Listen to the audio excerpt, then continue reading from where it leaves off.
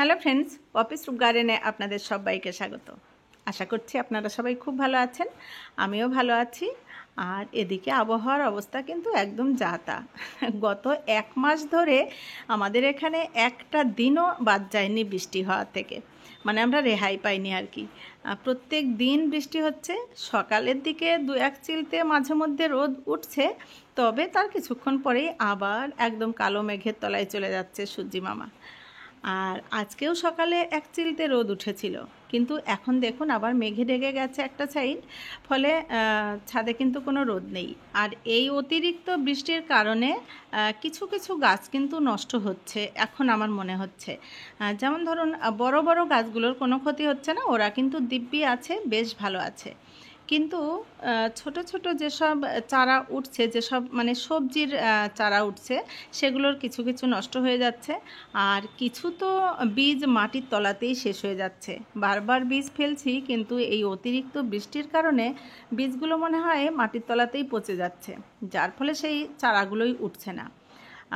তো এত বৃষ্টি হলে সবজি করাটা কিন্তু একটু মুশকিলের ব্যাপার, যার ফলে বাজারে কিন্তু এই সময় সবজির দাম একদম আকাশ ছোঁয়া। আজকেও আমাদের বাজার থেকে যে সবজিগুলো এনেছে, এত দাম, দাম শুনেই তো আমি অবাক। বেগুন 120 টাকা কিলো, টমেটো 80 টাকা কিলো। যদিও টমেটোটা শীতকালীন সবজি, কিন্তু এত দাম থাকে না। আর পটল 40 টাকা কিলো, যেটা আমাদের এখানে মাস দেড়েক আগে ছিল 4-5 টাকা কিলো, সেটা এখন হয়ে গেছে 40 টাকা, হয়তো আরও বেশিও হতে পারে। আর ওল হচ্ছে 100 টাকা কিলো। আর আমার দাদাকে ফোন করেছিলাম, বোলপুরে ওলের দাম 150 টাকা কিলো। তাহলেই বুঝুন কি পরিমাণ দাম বেড়েছে সবজির। আর তবুও ভাগ্যিস আমার কিন্তু পেঁপেটা একদম কেনা লাগে না, বাগান থেকেই হয়ে যায়। অল্প স্বল্প যেটুকু পাচ্ছি সেটুকু নিয়েই কিন্তু বেশ আনন্দে আছি, যে এটুকু তো অন্তত হওয়াতে পারছি। তবে কিছু কিছু হচ্ছে, যেমন পুঁই শাকটা খুবই ভালো হচ্ছে বাগানে, পুঁই শাক, কুমড়ো শাক, এগুলো মোটামুটি হচ্ছে। আর ঝিঙে টুকটাক হচ্ছে। আর ঢ্যাঁড়সটা বেশ ভালোই পাচ্ছি। তবে এই যে বারবার করে বীজ ফেলছি, সেইগুলো কিন্তু আর ঠিকঠাক মতো গজাচ্ছে না। আর এদিকে তো বর্ষাকাল এসেই গেছে, আর দুঃখ করে লাভ নাই। এখন ওই ঘন বর্ষায় যেসব টুকটাক সবজিগুলো হচ্ছে, এটুকু নিয়েই সন্তুষ্ট থাকাই ভালো, তাই না? যেটা নেই সেটা নিয়ে দুঃখ করে লাভ নেই। যাই হোক, এবারে চলুন যাই মূল টপিকে। মানে আপনারা থাম্বনেলে আর টাইটেলে যেটা দেখেছেন, যে এই ঘন বর্ষাতে কিচেন ওয়েস্টগুলো কি ফেলে দিচ্ছি, নাকি সেগুলো কিভাবে ইউজ করছি, আজকে সেটাই দেখাবো। যদিও আপনাদেরকে আমি অনেকবার বলেছি, দেখিয়েছি, কিন্তু কিছু কিছু বন্ধু যারা হয়তো আগের ভিডিওগুলো দেখেননি, তারা জিজ্ঞেস করছেন যে কিচেন ওয়েস্টের উপরে এই সময় গাছ বসাবো কিনা, বা কিচেন ওয়েস্ট কীভাবে ব্যবহার করব।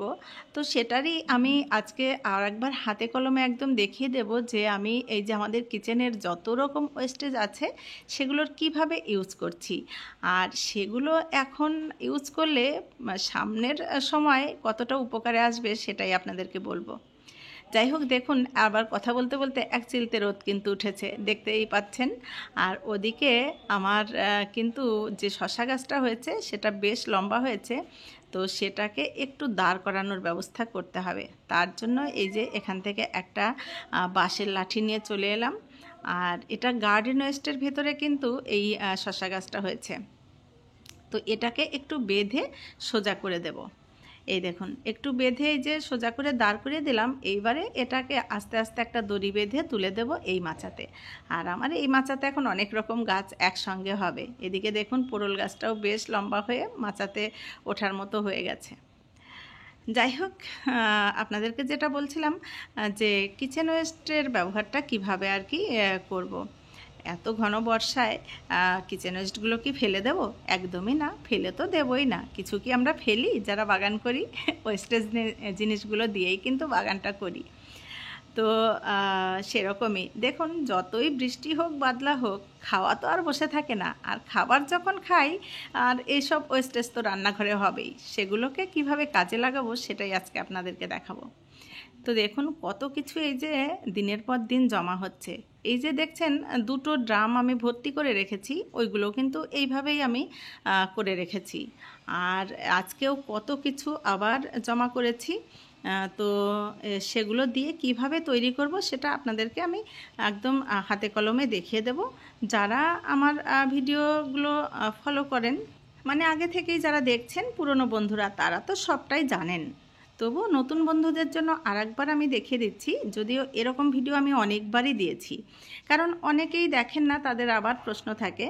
তো যাই হোক, কী কী নিয়েছি চলুন সেটা একটু দেখিয়ে দিই। এখানে অনেকটা ডিমের ট্রে নিয়েছি, কিছুটা চা পাতা নিয়েছি, ডিমের খোসা নিয়েছি, আর এটা দেখছেন রসুনের খোসা রয়েছে। আর এই রসুনের খোসার মধ্যে মেশানো রয়েছে কিছুটা সুজি, যেটা গতকাল আমি সুজিটা রান্না করতে গিয়ে প্যাকেটটার গায়ে দেখলাম যে ডেটটা পেরিয়ে গেছে। তো ডেট ওভার হওয়া সুজিটা তো আর আমার কোনো কাজে লাগবে না, তো সেটাকেও আজকে বেডে দিয়ে দেব। তাই রসুনের খোসার মধ্যে প্যাকেটে রেখে দিয়েছিলাম। আর এর আগেও কিন্তু আমি মুদিখানার বাজার দিয়ে বেড বানিয়েছি, আর পুরনো বন্ধুরা তো সেটা দেখেইছেন। যাই হোক, এখানে দেখুন আরও নিয়েছি বেশ খানিকটা ছাই, আর সবজির খোসাটা তো আমার সব সময়ের সঙ্গী। তো সেগুলো দিয়েই আজকের বেডটা বানাবো। আর এই বেডটাতে আমি মাটি তৈরি করব। তো এই যে জলের ড্রাম, এটাতেই মাটি তৈরি করব, 20 লিটারের ড্রাম। আর অনেকের প্রশ্ন থাকে যে দিদি এই ড্রাম আপনি কি করে কেটে নেন? তো কি করে কাটি সেটা অনেকবার আমি ভিডিওতে বলেছি, আজকে একটু আপনাদেরকে দেখিয়েও দেব যে কি করে কাটি। আসলে এই যে গ্যাস ধরিয়ে এই ছুরিটা প্রচণ্ডভাবে গরম করি, মানে খুব গরম করি আর কি, তারপরেই আমি এই ছুরি দিয়েই কাটি। আর এই ছুরিটাই যে দেখতে পাচ্ছেন পুড়ে গেছে, এই ছুরিটা কিন্তু আমি শুধু ড্রাম কাটার কাজেই ব্যবহার করি, যার ফলে ছুরিটা কিন্তু আস্তে আস্তে পুড়ে দেখুন কেমন হয়ে গেছে। যখনই ড্রাম কাটি এটাকে তখনই আর কি পুড়িয়ে নিই। তো পুড়িয়ে নিলে এটা যেহেতু প্লাস্টিকের জিনিস, তো আগুনের তাপ দিলে তো এটা গলে যাবে। আর এইভাবেই কিন্তু গরম ছুরি দিয়ে আমি এটাকে কাটি। তো একটা পা দিয়ে এটাকে চেপে ধরেছি, যেহেতু ড্রামটা গোল, তাহলে সরে যাওয়ার ভয় থাকবে না।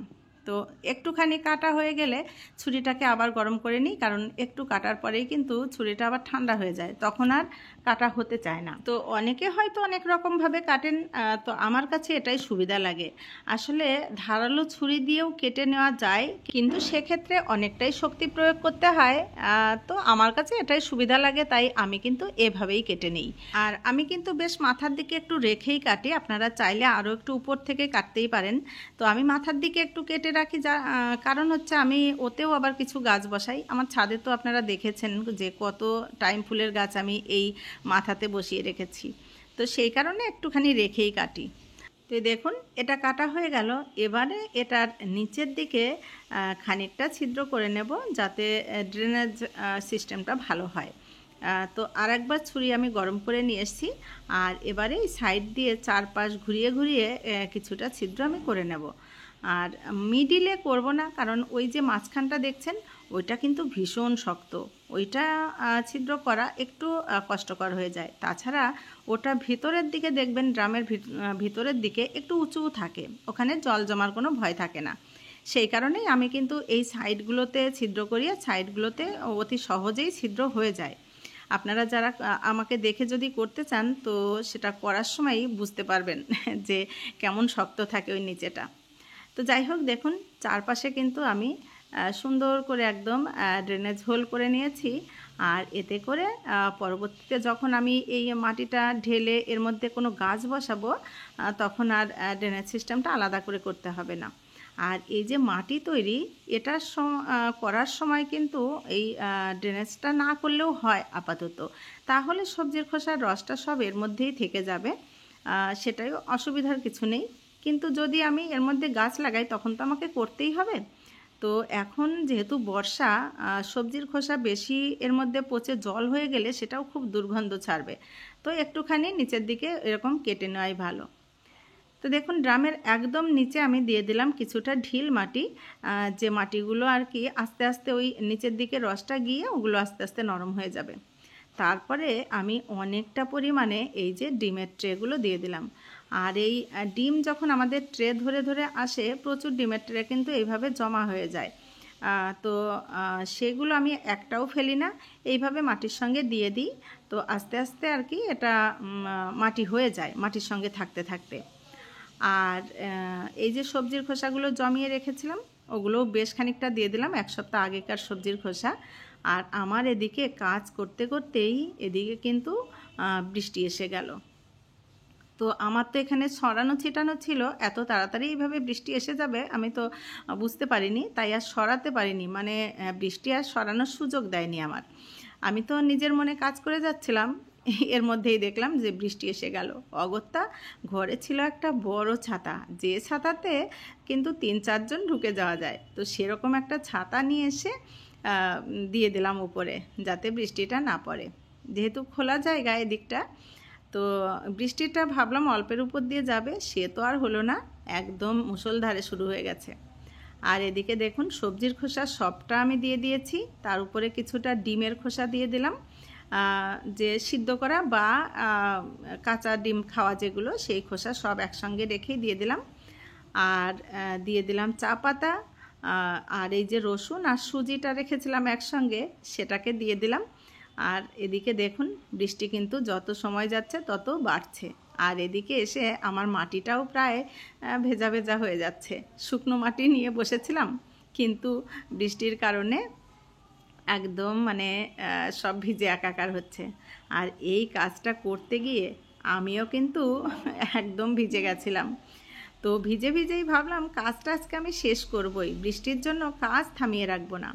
তো এই যে ঘন বর্ষাতে এখন কিন্তু কিচেন ওয়েস্টের উপরে কোনো গাছ বসানো যায় না তেমনভাবে, কারণ এইগুলো পচে একদম গলে একটা বিচ্ছিরি ব্যাপার হয়ে যায়। তো এর মধ্যে গাছ বসানো আমার তো একদমই ভালো লাগে না, সেই জন্য আর বসাই না। আমি কিন্তু শীতকালে ডাইরেক্ট একদম এরকম বেড তৈরি করে ওপরে কোনো শাকের বীজ টিজ ফেলে দিই, সেক্ষেত্রে কিন্তু হয়। কিন্তু এখন যদি আমি ছাদে নিয়ে এটা বীজ বসাই তাহলে যাতা হয়ে যাবে, বীজ তো হবেই না, বরং আরও ছাদটাও নোংরা হবে। তো সেই জন্য এই সময়টা কোনো কিছুই তো ফেলে দিতে ইচ্ছা করে না। তো এই জন্য এই ড্রামগুলোতে আমি এই যে ভর্তি করে করে তৈরি করে রাখছি। তো এইগুলো কিন্তু শীতের সময় আমার ভীষণ উপকারে আসবে। তো এই যে প্রত্যেকটা ড্রাম ভর্তি ভর্তি মাটি হয়ে থাকছে, এই মাটিটা যেমন উর্বর হবে তেমন গাছ কিন্তু ভীষণ ভালো হবে, শীতের গাছগুলো।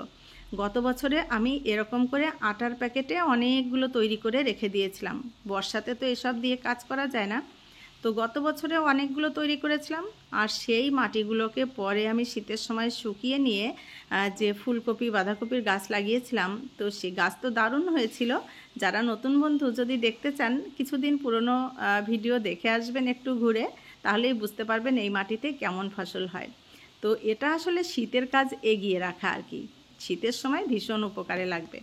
আপনারাও কিন্তু ফেলে দেবেন না, এইভাবে করতে থাকুন। আর এই যে ড্রামগুলো আমি ভরেছি, মাঝে মাঝে এই ড্রামের উপরে একটু করে গরম ফ্যান দিয়ে দেবেন, তাহলে তো আরোই ভালো হবে। আমি কিন্তু ফ্যান, ভাত, যেগুলো বাসি ভাত, সব এর মধ্যে দিয়ে দিই আস্তে আস্তে। আর শীতের দেরি আছে আর মাত্র 3 মাস, আর এই 3 মাস এই ড্রামগুলোর মাটি অনেকটাই তৈরি হয়ে যাবে। এটা দিয়ে তখন আরও কিছু আমরা যেগুলো বাগানে ব্যবহার করি, গোবর সার, কোকোপিট সব মিশিয়ে যখন গাছ লাগাবো, তো শীতের গাছগুলো কিন্তু দারুণ হবে। আর আপনারাও কিন্তু শীতের প্রস্তুতি এখনই নেওয়া শুরু করুন, কারণ আর 2-2.5 মাস পরেই যখন বর্ষা চলে যাবে, তখন কিন্তু আমাদের শীতের সবজি বাগান শুরু করার ধুম পড়ে যাবে, মানে চারা বসানোর ধুম পড়ে যাবে।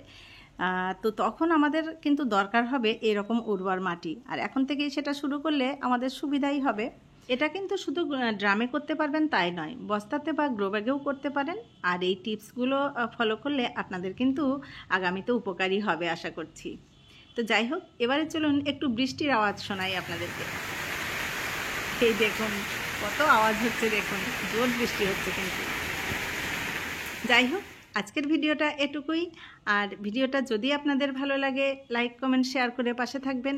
আর যারা আমার চ্যানেলের আজকের একদম নতুন বন্ধু, তাদের যদি ভালো লাগে চ্যানেলটিকে সাবস্ক্রাইব করে সাথে থাকবেন। আপনারা সবাই খুব ভালো থাকবেন, দেখা হবে পরবর্তী ভিডিওতে। আজকের মতো টাটা।